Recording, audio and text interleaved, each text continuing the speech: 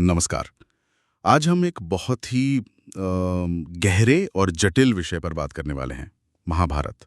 जी, महाभारत। हमारे पास एक स्रोत है, महाभारत धर्म और युद्ध की गाथा।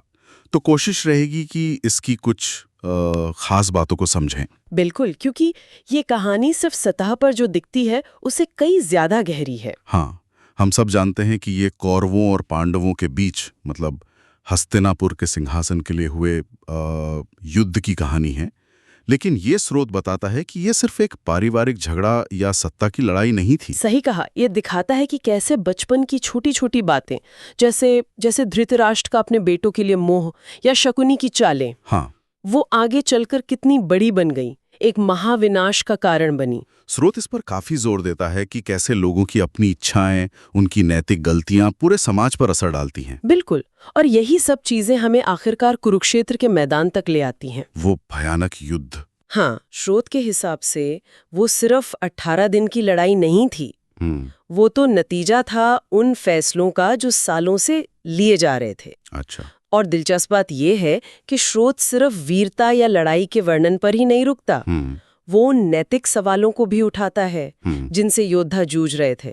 मतलब जैसे कर्ण को देखिए। हाँ, कर्ण का पात्र तो बहुत जटिल है। बिल्कुल, उसकी वफादारी किसके प्रति हो, उसकी अपनी पहचान क्या है, ये संघर्ष। या फिर भीष्म पितामह, हाँ, अपनी प्रतिज्ञा और धर्म के बीच फंसे हुए। जी, वो कश्मकश साफ दिखती है। और इसी उथल पुथल के बीच भगवत गीता का वो संवाद होता है ना, अर्जुन और कृष्ण के बीच। हाँ बिल्कुल, और स्रोत उसे सिर्फ एक धार्मिक किताब की तरह नहीं देखता। अच्छा, किस तरह देखता है? वो इसे ऐसे देखता है कि युद्ध की उस भयानक घड़ी में इंसान अपने कर्तव्य, अपने कर्म का असली मतलब कैसे समझे।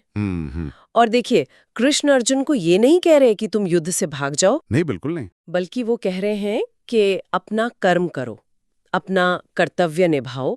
मुश्किल है, पता है, पर फल की चिंता किए बिना करो। ये निष्काम कर्म वाली बात। स्रोत कहता है कि ये कहानी का एक बहुत जरूरी हिस्सा है। हाँ, ये केंद्रीय तत्व है, और ये धर्म की जो बात है ना, इसे और भी पेचीदा बना देता है। कैसे? मतलब धर्म तो सीधा होना चाहिए, सही या गलत? देखिए, स्रोत बताता है कि महाभारत में धर्म कोई सीधी लकीर नहीं है। अच्छा। युधिष्ठिर को ही ले लीजिए, उन्हें धर्मराज कहते हैं। हाँ, धर्मराज युधिष्ठिर। पर उन्हें भी ऐसे फैसले लेने पड़ते हैं जिन पर सवाल उठ सकते हैं। जैसे द्रोणाचार्य के वध के समय वो आधा सच बोलते हैं। हाँ, अश्वत्थामा हतोहता वाली घटना। जी, तो स्रोत ये दिखाता है कि धर्म असल में क्या है। वो अक्सर हालात, आपका कर्तव्य और आपकी अपनी नैतिकता, इनके बीच एक संतुलन बनाने की कोशिश है। मतलब कोई बनी बनाई लिस्ट नहीं है नियमों की? नहीं, बिल्कुल नहीं। ये तो एक लगातार चलने वाला संघर्ष है, एक खोज है। ये बात तो किरदारों में भी दिखती है। स्रोत किसी को पूरी तरह से अच्छा या बुरा नहीं दिखाता, है ना? सही बात है। दुर्योधन को ही देखिए, हम उसे खलनायक मानते हैं अक्सर। हाँ, वही मुख्य विलन माने जाते हैं। पर स्रोत उसके नजरिए को भी थोड़ा दिखाता है, उसकी दोस्ती, कहीं ना कहीं उसकी असुरक्षा, इन चीजों को भी छूता है। और पांडवों की भी अपनी कमजोरियां थी। बिल्कुल। और द्रौपदी का चरित्र, स्रोत उन्हें सिर्फ एक बिचारी पीड़ित महिला की तरह नहीं दिखाता। नहीं, वो तो बहुत शक्तिशाली पात्र है। हाँ, एक मजबूत, जटिल व्यक्तित्व। उनके सवाल, उनका गुस्सा, वो कहानी को आगे बढ़ाते हैं। तो इन किरदारों और घटनाओं का असर सिर्फ कहानी तक ही नहीं रहा? नहीं, बिल्कुल नहीं। स्रोत बताता है कि महाभारत ने भारतीय सोच को कैसे घड़ा है।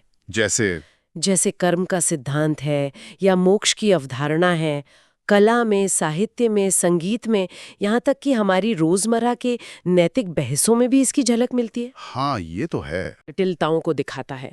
ईर्ष्या, प्यार, कर्तव्य, लालच, त्याग, सब कुछ बिना किसी लाग लपेट के। तो ये सिर्फ एक कहानी नहीं है, ये एक तरह से जिंदगी का आईना है। तो अगर हम संक्षेप में कहें तो इस स्रोत महाभारत धर्म और युद्ध की गाथा से हमने ये समझा कि ये कहानी सिर्फ युद्ध के बारे में नहीं है। जी नहीं, ये धर्म, कर्म और इंसानी जज्बात की एक बहुत गहरी पड़ताल है। हाँ, और स्रोत हमें किरदारों के सिर्फ बाहरी रूप से आगे बढ़कर उन्हें अंदर क्या चल रहा है, उनकी प्रेरणाएं क्या हैं, उनकी दुविधाएं क्या हैं, ये समझने में मदद करता है। बिल्कुल, ये दिखाता है कि कैसे बड़े बड़े टकराव अक्सर छोटी छोटी नैतिक गलतियों से शुरू होते हैं। सही कहा। और कैसे सही और गलत के बीच की जो रेखा है वो अक्सर धुंधली हो जाती है, साफ नहीं दिखती। और अंत में एक सवाल मन में आता है। स्रोत हमें महाभारत के जरिए दिखाता है कि कर्मों का असर पीढ़ियों तक रहता है ना? जी हाँ, बिल्कुल। तो क्या आज भी हम जो कर रहे हैं, हमारे व्यक्तिगत काम, हमारे सामूहिक काम, क्या वो अनजाने